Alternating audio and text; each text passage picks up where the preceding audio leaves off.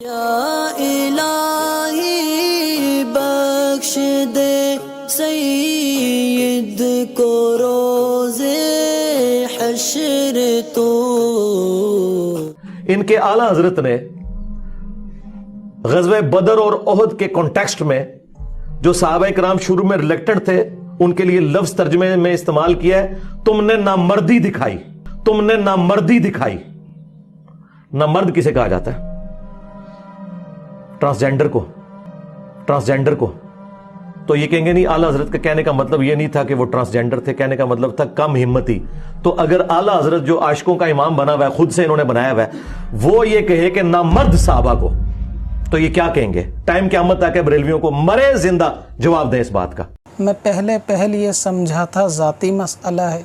میں پھر سمجھا جہالت کائناتی مسئلہ ہے۔ جہلم کے غیر مقلد وہابی مرزا انجینئر نے جب اپنی زبان کھولی ہے، لوگوں پہ یہ چیز ظاہر کر دی ہے کہ وہ علم میدان میں کس قدر بچومڑا اور بچہ ہے۔ اور پہلے تو لوگوں کو یہ چیز معلوم چل ہی گئی کہ وہ عربی کی فیلڈ میں بھی جاہل ہے اور قرآن حدیث کی تشریح اپنی من مرضی سے کرتا ہے، لیکن آج اس نے پاکستانیوں کی ناک بھی کٹوا دی ہوگی لوگوں پہ یہ ظاہر کر کے کہ وہ اردو زبان میں بھی کتنا کچا ہے اور اردو گرامر اور الفاظوں سے کتنا ناواقف ہے۔ حالانکہ اس کا جواب مرزا نے خود اپنی ویڈیو میں دے دیا کہ یہاں پہ اس لفظ کا یہ مطلب نہیں، فلاں دوسرا مطلب ہو سکتا ہے، بریلوی لوگ یہ کہیں گے۔ اور اس کے باوجود بھی مرزا یہ کہتا ہے کہ ٹائم قیامت تک ہے، حالانکہ یہ قیامت تک بھاگتا ہی رہے گا علماء اہل سنت کے سامنے بیٹھنے سے، اور یہ لوگوں سے، اپنے جاہل مقلدین سے یہ کہتا رہے گا کہ ٹائم قیامت تک ہے، اور اس چیز پہ جو بھی زندہ یا مردہ بات کرے۔ اور اس نے بات کرنے کی شرائط کیا رکھی ہوئی ہیں کہ روئے زمین پر مرزا کہتا ہے کہ صرف ایک آدمی ایسا ہے جس کا نام طارق مسعود ہے کہ جس سے میں بیٹھ کے ڈیبیٹ کر سکتا ہوں یا بات کر سکتا ہوں، اور اس میں بھی ٹاپک وہ ہے کہ جو اس کی من مرضی کا ہے کہ بس اس کتاب کے اوپر بات ہوگی، دوسری کسی پہ بات نہیں ہوگی۔ یعنی جب اس نے خود طے کر لیا کہ وہ ایک روئے زمین پہ صرف طارق مسعود ہی سے بات کر سکتا ہے، دوسرا کسی کو یہ شرف حاصل نہیں، تو پھر یہ کس منہ سے کہتا ہے کہ جی ہم سے بات کریں اور ٹائم قیامت تک ہے؟ جب ایک بندے کے علاوہ دوسرے سے بات کرنے کے لیے مرزا ریڈی ہی نہیں ہے، تو اس کا مطلب یہ سب بھاگنے کے بہانے اور لوگوں کو، خاص طور سے اپنے جاہل فالوور کو یہ چیز بتانا ہے کہ یہ کتنا بڑا علامہ ہے، جبکہ یہ اردو اور اس کی زبان اور اس کی کیفیت اور نوعیت والے الفاظوں سے بھی واقف نہیں ہے۔ یہ بالکل ویسی بات ہے کہ کسی کو ڈیبیٹ کرنے کے لیے کہا جائے کہ پہلے مجھ سے ڈیبیٹ کرو، لیکن جاؤ آپ چیل کا موت لے کر آؤ، یا جاؤ آپ پردھان منتری سے لکھوا کے لے کر آؤ، پھر مجھ سے بات کرو۔ تو یہ نہ بات کرنے کے یا بھاگنے کے بہانے کہ بندہ وہ کام اس کو ایسا بتاؤ کہ وہ کر ہی نہ پائے اور پھر بھاگے، اور جو پھر اس سے بات کرنے کے لیے کہے تو یہ دوسرا حرب اپناتا ہے کہ آپ سے بات نہیں کریں گے، آپ سے بڑوں سے بات کریں گے، جو سب سے بڑا عالم ہے اس سے بات کراؤ۔ گویا کہ وہ اتنے فری کوئی بیٹھا ہے کہ وہ اس مرزا جیسے بچومڑے سے بات کرنے کے لیے اپنے ٹائم نکالیں گے۔ جب چھوٹے موجود اور بات کرنے کے لیے کہتے ہیں تو مرزا کی حیثیت نہیں کہ ان سے وہ بات کر سکے، اور صرف یہ لمبی پھینکتا ہے کہ ٹائم آپ کو قیامت تک ہے۔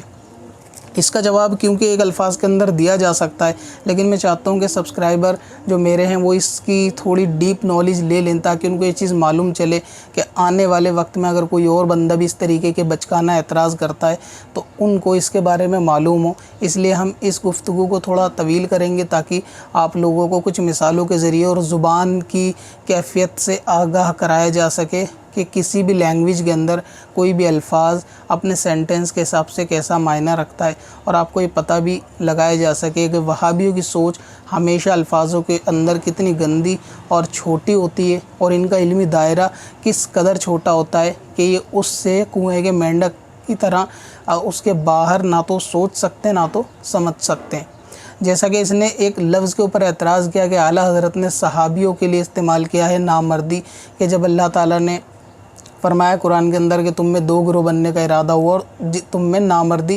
دکھائی، یعنی نامردی لفظ جو ہے وہ ٹرانسجینڈر کے لیے استعمال ہوتا ہے۔ اعلیٰ حضرت نے جو ہے ایک طریقے سے صحابہ کو نپنسک معاذ اللہ کہنے کی کوشش کی یا ٹرانسجینڈر کہنے کی کوشش کی۔ تمام لوگ واقف ہیں کہ کبھی کبھی کوئی بھی ایسا الفاظ ہوتا ہے کہ جو کسی سینٹنس میں استعمال ہوتا ہے اور ہر لفظ کے اندر ہر زبان میں ایک سے زیادہ معنی ہوتے ہیں، لیکن یہ معنی کب دوسرا معنی بیان کرنا ہے اور اس لفظ کا کب تیسرا معنی بیان کرنا ہے، یہ ڈیپینڈ کرتا ہے سینٹنس کو دیکھنے کے بعد، اس کے سیاق و سباق کو دیکھنے کے بعد کہ واقعے کے اندر بات کیا بیان کی گئی ہے اور اس بات کے بیان کرنے کے مطابق یہاں پہ کون سا معنی استعمال ہوگا۔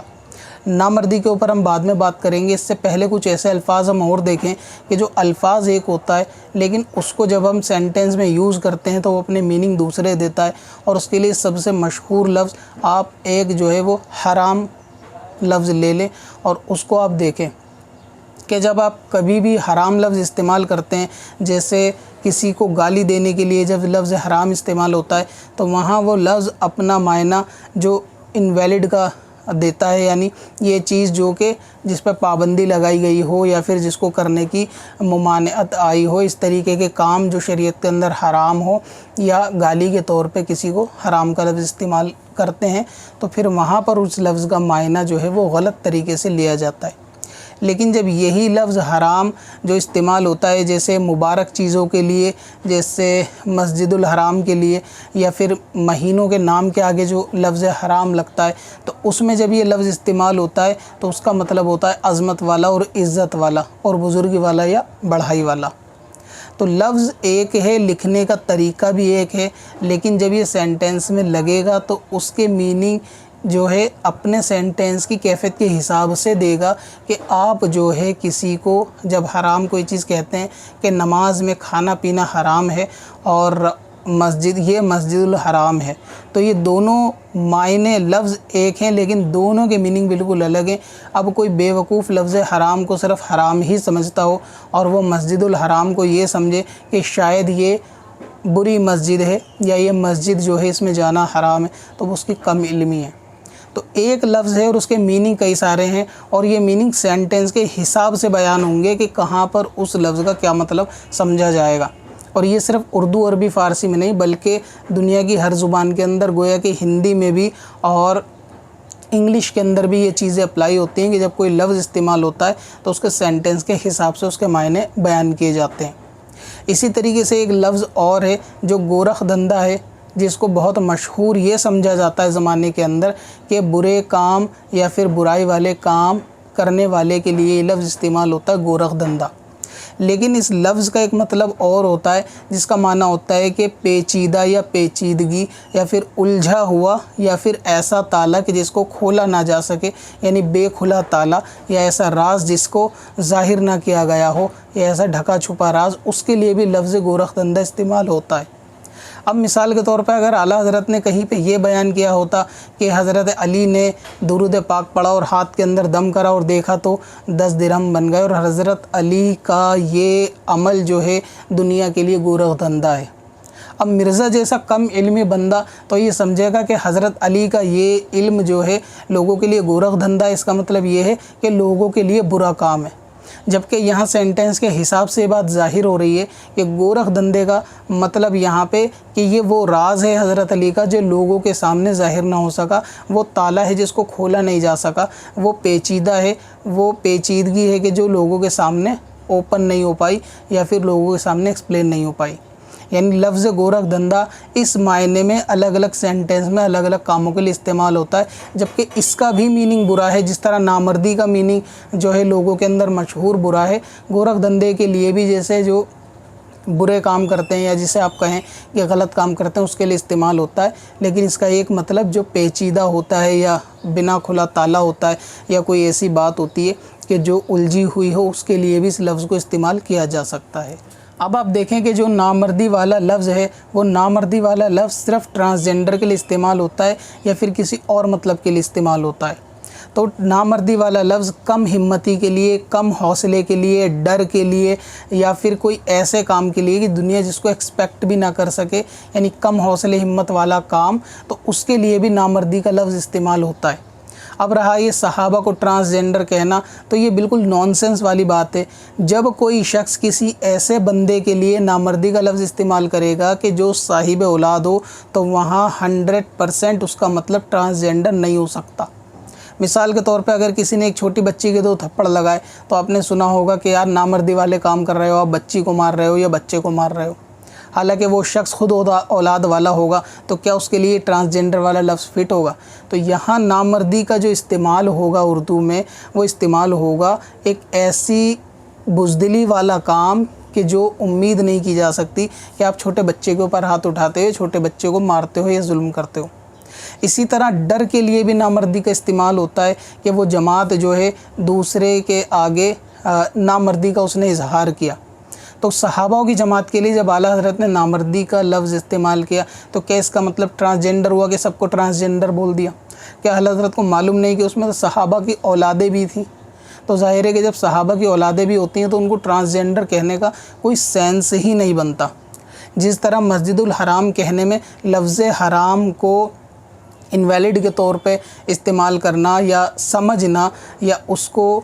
ناجائز کے طور پہ سمجھنا، اس کا کوئی سینس نہیں بنتا، بالکل ویسے ہی نامردی جب کسی جماعت کے لیے بولی جاتی ہے کہ اس جماعت نے نامردی کا جھنڈا اٹھا لیا، تو اس کا مطلب یہ ہوتا ہے کہ کم ہمتی اور کم حوصلہ کا اس نے جھنڈا اٹھا لیا ہے، پھر بزدلی کا اس نے جھنڈا اٹھا لیا۔ اب بات یہ ہے کہ اعلیٰ حضرت نے نامردی کا ہی لفظ استعمال کیا، بزدلی یا کم ہمتی والے الفاظ استعمال کیوں نہیں ہوئے؟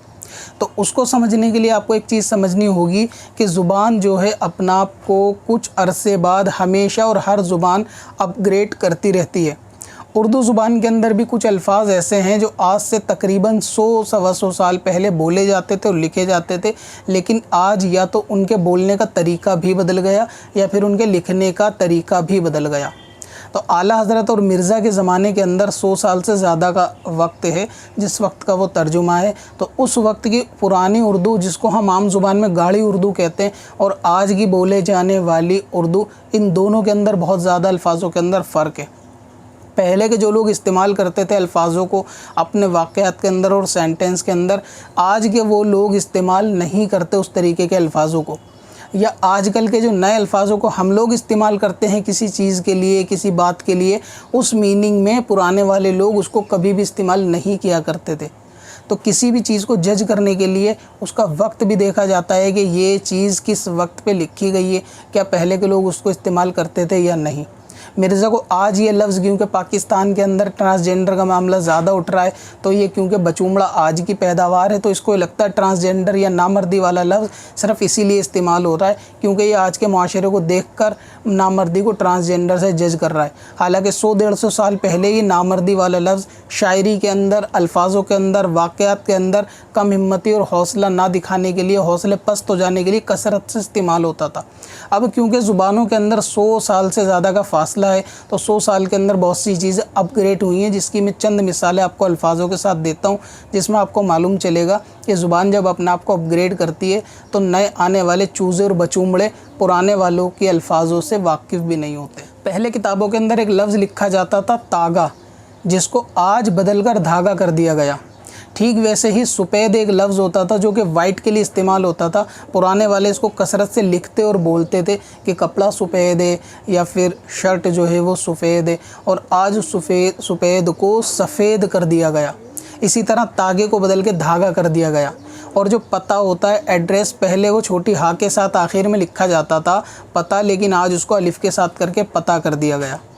اسی طریقے سے ایک لفظ ہوتا ہے ضرور،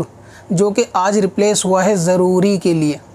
یعنی پہلے کہ آپ پرانی کتاب اٹھا کے دیکھیں گے تو وہاں پہ جب بھی آپ یہ چیز پڑھیں گے، اور فتاوی رضویہ میں کثرت کے ساتھ اور بہار شریعت کے اندر بھی جا بجا یہ الفاظ ہے کہ نماز کے اندر یہ چیز ضرور ہے، کیا نماز میں یہ چیز کرنا ضرور ہے، اور اس ضرور سے مطلب ہے ضروری ہے۔ لیکن آج لفظ ضرور اگر کوئی لکھے گا تو اس کو ادھورا سمجھا جائے گا کہ شاید سینٹنس ادھورا ہے، جبکہ سائل نے فتاوی رضویہ میں 100 سال پرانی اردو کا استعمال جب وہاں کے لوگ کرتے تھے، اس میں یہ لفظ کثرت سے استعمال ہوا ہے۔ اب مرزا جیسا کم علم بندہ اگر کتاب اٹھا لے اور وہ دیکھے کہ جگہ چھپائی کے اندر مسٹیک ہے، لکھنے میں مسٹیک ہے، اعلیٰ حضرت کی تحریری اس کو لیٹر مل جائے اور یہ دیکھے کہ اس کے اندر تو پورا ہی نہیں لکھا، ضرور لفظ بھی غلط لکھا ہے، یہ تو ضروری ہوتا ہے کہ نماز کے اندر سورہ فاتحہ پڑھنا ضرور ہے، یہ تو آدھا لکھا ہے، جبکہ وہاں لفظ ضرور کا مطلب ضروری ہے جو آج کے ٹائم میں ضروری ہے، اور پہلے کے لوگ ضرور کو استعمال کرتے تھے۔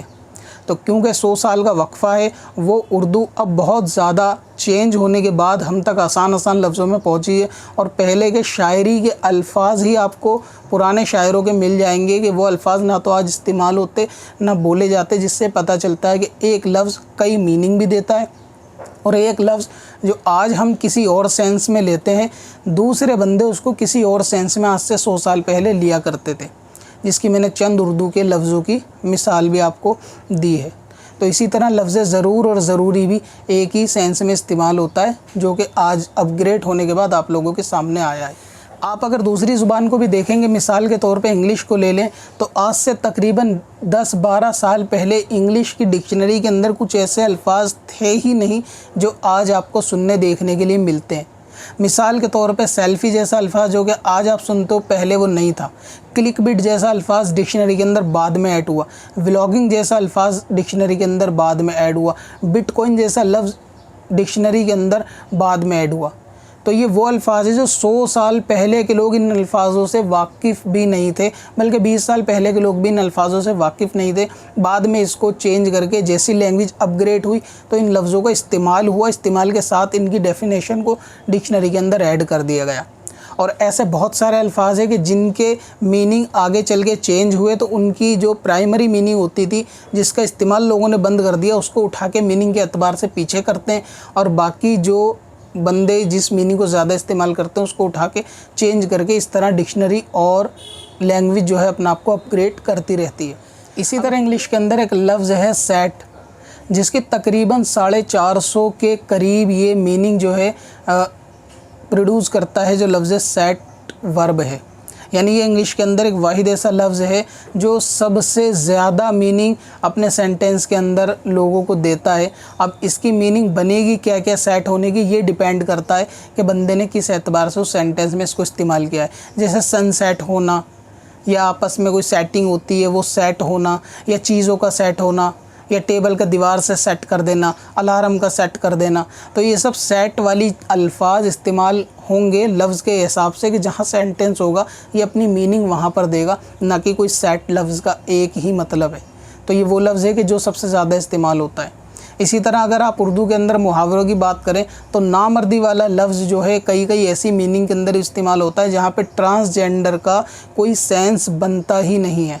جیسے کہ نامردی کی جوتی پہننا، اگر کسی مرد کو یہ کہا جائے کہ نامردی کی جوتی پہننا، اس کا مطلب یہ ہے کہ بندہ ڈر کے مارے، کم ہمتی کے مارے گھر میں ہے اور وہ باہر نکلنا نہیں چاہتا۔ اب نامردی کی جوتی پہننے سے مراد تو ایسا نہیں کوئی بازار میں ایسا جوتا ہو کہ جسے پہن کے بندہ جو ہے وہ ٹرانسجینڈر بن جائے، اور یہاں پہ ٹرانسجینڈر سمجھنے والا بھی بندہ جاہل ہے۔ نامردی کا جھنڈا لہرانا، تو اس کا کیا مطلب ہے کہ کوئی ایسا جھنڈا ہے کہ جس کو لہرانے سے بندہ نامرد بن جائے گا یا پھر ٹرانسجینڈر بن جائے گا۔ تو اس کو ٹرانسجینڈر کے میننگ میں لینا ہی لوگوں کی کم علمی اور جہالت ہے، کیونکہ جب یہ کہا جاتا ہے کسی جماعت نے نامردی کا جھنڈا لہرایا یا کسی شخص نے نامردی کا جھنڈا لہرا دیا، اس کا مطلب یہ ہے کہ اس نے اپنے حوصلے ختم کرنے کا اظہار کر دیا یا اس نے اپنی ہار کو ایکسیپٹ کر لیا۔ اسی طرح آپ نے یہ چیز تو بکثرت زبان کے اندر بھی گھر کے اندر ضرور سنی ہوگی کہ نامرد جیسا لفظ کم ہمت کے لیے بھی استعمال ہوتا ہے۔ اب نامرد جیسا لفظ ٹرانسجینڈر کے لیے کب استعمال ہوتا ہے؟ جب کسی آپسی شوہر بیوی کے تعلقات سے ریلیٹڈ بات ہوگی اور اس کے اندر کسی کو کہا جائے گا کہ ان میاں بیوی کا رشتہ اس لیے ٹوٹا کہ یہ بندہ جو ہے وہ نامردی کی وجہ سے ان کا رشتہ خراب ہوا۔ تو یہاں نامرد یا نامردی کا استعمال جو ہوگا وہ اس لیے ہوگا کہ یہ بندہ عورت پر ہم بستری پر قادر نہیں تھا یا ہم بستری نہیں کر سکتا تھا یا عورت پر قادر نہیں تھا، اس اعتبار سے یہاں پر نامرد کا یا نامردی کا لفظ کا استعمال ہوگا وہ ہوگا ٹرانسجینڈر کے لیے۔ تو صحابہ کے لیے جو لفظ استعمال ہوا نامرد یا نامردی، تو اس کا یہ مطلب ہے کہ کم ہمتی، کم حوصلہ، بزدلی، وہ اس سینس میں ہے، نہ کہ ٹرانسجینڈر والے سینس میں۔ وہ ایک شاعر نے کہا ہے کہ نہیں کھیل اے داغ یاروں سے کہہ دو کہ آتی ہے اردو زباں آتے آتے۔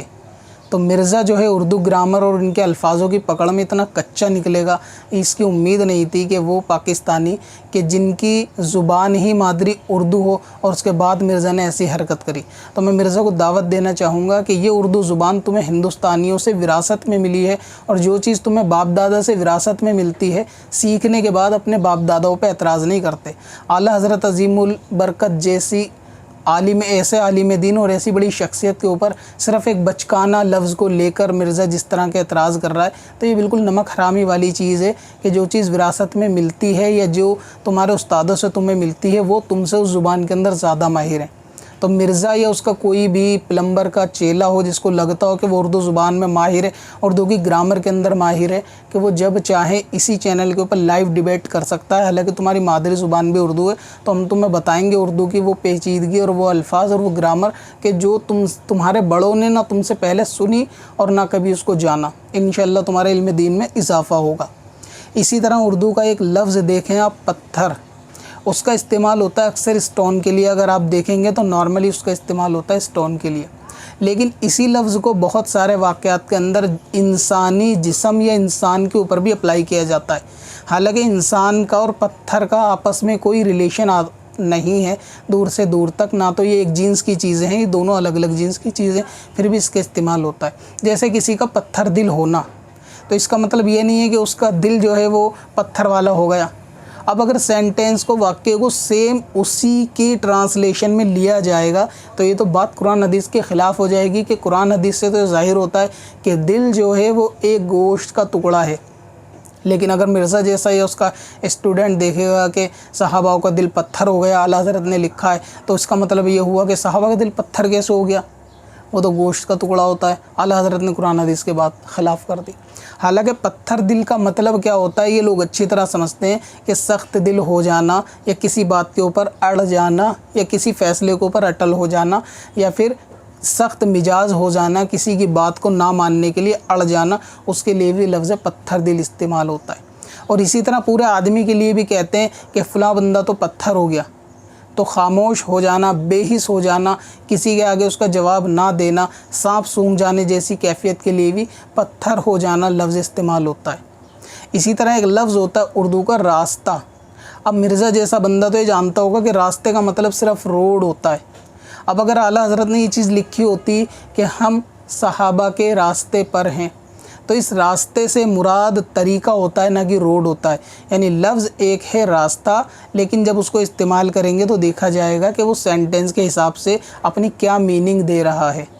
अब अगर इसका मतलब मिर्ज़ा ये ट्रांसलेशन कर दे कि आला हज़रत ने झूठ बोला है, वो तो बरेली में रहते थे और वो कह रहे हम सहाबा के रास्ते पे, तो उनकी सड़क तो मदीने की थी, आला हज़रत का जो रोड है घर का वो तो बरेली के अंदर है, ये तो लिहाजा झूठ है और टाइम क़यामत तक है और ये है और वो है।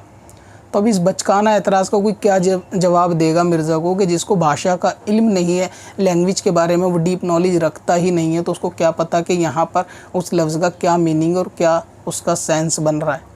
तो जब हम किसी चीज़ के लिए रास्ते का लफ्ज़ इस्तेमाल करते हैं, जैसा कि फ़लाँ शख्स हमारे रास्ते पे नहीं, या हमने उससे रास्ता बदल लिया, या अब हमारे रास्ते जुदा जुदा हैं, तो इसका मतलब ये नहीं कि हमारी सड़कें जुदा जुदा हैं। इसका मतलब ये है कि अब हमारे तरीके अलग अलग हैं,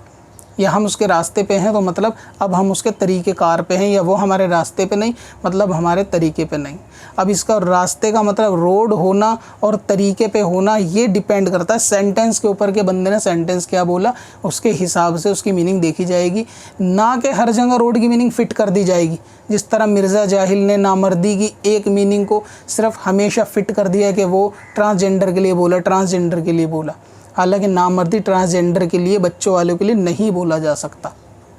और ये वहाबियों का हमेशा से पेशा भी रहा है कि वो कोई ऐसा लफ्ज़ जिसके मीनिंग अच्छे और बुरे दोनों निकलते हों, उसके हमेशा से गलत मीनिंग निकाल के अहले सुन्नत की आवाम के अंदर वसवसा डालते हैं। जैसा कि एक लफ्ज़ ख्वाजा के लिए पहले भी वहाबी गैर मुक़ल्लिद एतराज़ कर चुके हैं कि जो ख्वाजा लफ्ज़ होता है वो भी ट्रांसजेंडर के लिए इस्तेमाल होता है, लिहाजा हिजड़े को ख्वाजा कहा जाता है, किन्नर को ख्वाजा कहा जाता है। और ये तो पाकिस्तानी भी वाकिफ़ होंगे, ख्वाजा, ख्वाजा सराय जैसे अल्फाजों से वहाँ पर कसरत के साथ इस्तेमाल होता है। ख्वाजा मतलब हिजड़ा ही तो होता है।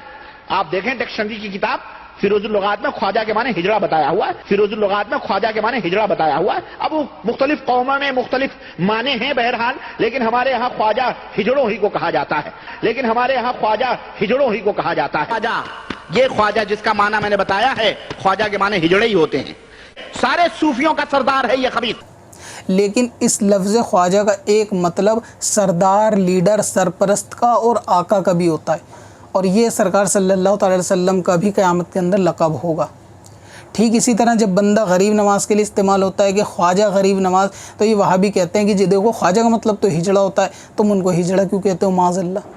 تو وہ میننگ جو میننگ کے اعتبار سے سب سے نیچے اور سب سے گھٹیا میننگ ہے، جس کی میننگ دوسری بھی ہوتی ہے کہ خواجہ کا مطلب ہجڑا بھی ہوتا ہے، لیکن اس کی 10 اچھی میننگ کو چھوڑ کر یہ گندی ذہن والے اس چھوٹی میننگ پر ہی آتے ہیں، کنویں کے مینڈک، کہ جہاں کسی صحابہ کی، ولی کی یا نبی کی شان کم ہوتی ہو، یہ وہاں اس کو فٹ کرتے ہیں۔ جبکہ مسلمان جب لفظ خواجہ کا استعمال کرتا ہے کسی لیڈر کے لیے تو وہ خواجہ غریب نواز بولتا ہے، تو اس کا مطلب وہ سردار کے اعتبار سے بولتا ہے، نہ کہ ٹرانسجینڈر کے اعتبار سے۔ تو جیسی بندے کی سوچ ہوتی ہے اسی طریقے سے بندہ لوگوں کے اندر اپنی بات کو پھیلانے کی کوشش کرتا ہے، اور یہ سوچ جب آتی ہے جب بندہ منی کو حلال کہتا ہے، اونٹ کے پیشاب کو پیتا ہے، تو اس کے بعد ہی یہ سوچ بندوں کے اندر خاص طور سے وہابیوں میں پیدا ہوتی ہے کہ وہ لفظ نامردی کو بھی ٹرانسجینڈر پہ فٹ کرتے ہیں اور لفظ خواجہ کو بھی ٹرانسجینڈر پہ فٹ کرتے ہیں، جبکہ ان کے اچھے میننگ موجود ہیں۔ اور جب ان سے کہا جائے کہ مسجد الحرام کیوں کہتے ہو، لفظ حرام کو بھی غلط میننگ پہ فٹ کر دو،